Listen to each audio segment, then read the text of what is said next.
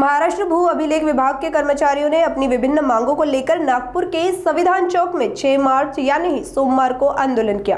कर्मचारियों ने अपनी लंबित मांगे यानी ही ई काउंटिंग वर्जन 2 सॉफ्टवेयर को वर्जन 1 की तरह user friendly banana, appointing authority की अनुमति और जांच के बिना अधिकारियों कर्मचारियों पर क्रिमिनल केस दर्ज करने की प्रक्रिया रोकना, 14 जनवरी 2026 के 18 काउंटिंग केस से जुड़े सर्कुलर को रद्द करना और हर कर्मचारी को रोवर, लैपटॉप व डेटा कार्ड जैसी जरूरी उपकरण उपलब्ध कराना को लेकर यह आंदोलन किया गया। इस आंदोलन में पुरुष वर्ग समेत महिलाओं ने भी बढ़ चढ़कर हिस्सा लिया। आंदोलन के दौरान प्रशासन के खिलाफ जमकर नारेबाजी की गई।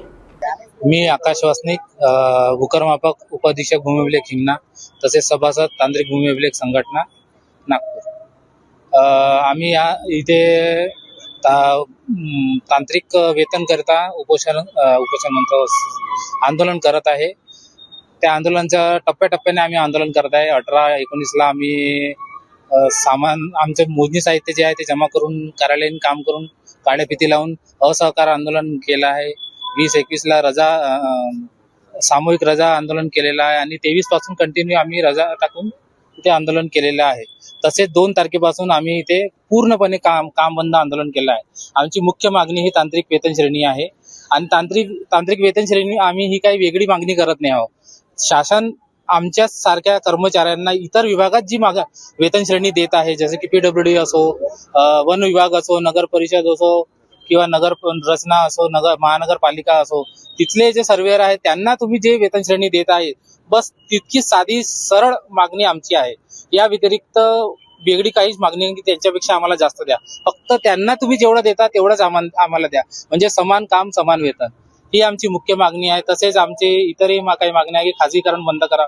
खाजगीकरण यासाठी बंद करावे आहे आमचं, कारण की सामान्य जनतेच्या शेतकऱ्यांच्या जितका विश्वास हा सरकारी कर्मचाऱ्यावर असतो, त्यांच्या कामावर असतो, तितका विश्वास हा प्रायव्हेट सर्वेअर किंवा प्रायव्हेट खाजगी कंपनी जे आहेत त्यांच्याकडून जपला जाऊ शकत नाही। त्यामुळे आमची ती एक मागणी आहे। संबंधित विभागाला काय तुम्ही याच्या आधी याबद्दल जाणीव करून आम्ही पत्राद्वारे जाणीव करून दिले, असहकार आंदोलन केलं आहे। काल आम्हाला माननीय जमाबंदी आयुक्त कार्यालयातून आमच्या टीमला बोलावणं आलं होतं, पण तिथली जी मीटिंग आहे आमची दिवसभर जी झाली ते एक प्रकारे निष्फळच ठरल्यासारखी आहे।